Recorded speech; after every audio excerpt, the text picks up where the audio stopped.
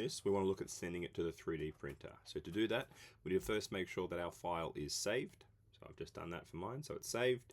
Then we want to look at exporting. So when you click on export, it'll open up and it'll say that it's a Fusion file. We don't want to export a Fusion file.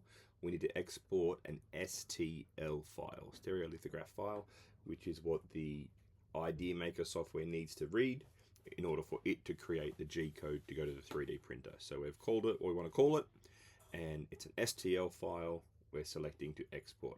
Yes, it already exists for me, that's fine.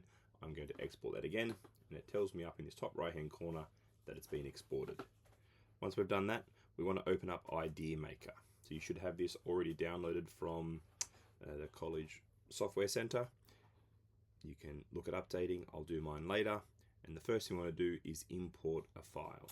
So it says it there, STL. Other file formats it won't want to open, just STL. So we open this and it shows us our file here. We can shut that bit for the moment. If we scroll out, we can actually see this is the whole bed of the 3D printer. Zooms in a bit there. So that's the whole bed of the 3D printer. Now that wouldn't be the best way to 3D print this particular product. So we want to look at rotating it, and we want to turn it 90 degrees. Now it's going to lay flat. You can look at moving it around in other directions too if you like, but I don't recommend that. You'll want to leave it at 90, 0, 0. And there it is. And we want to look at clicking on Start Slicing, and that uses the default settings. At the moment, it's going to take 5 grams of plastic.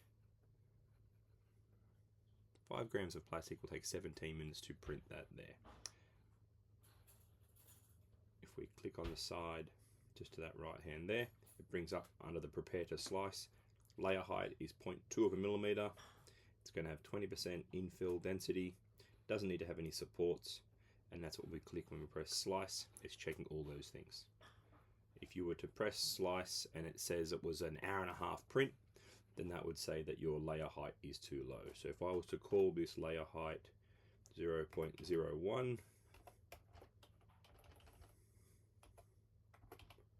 and I was to slice this, then it's going to take 3 hours to print this, and I'll end up using over 1 meter of plastic. Whereas we're going to call this 2, and it's going to use about the same amount of plastic, but 17 minutes. So we'll have a look at the quality differences when we do that. All the rest of these settings should be left as the same. Once you have that, you need to have the USB. If you're doing this at home, you want to click on Export to Local Disk. Give it a file that has your name in it. You would download that file. It would now live in Finder or on your documents.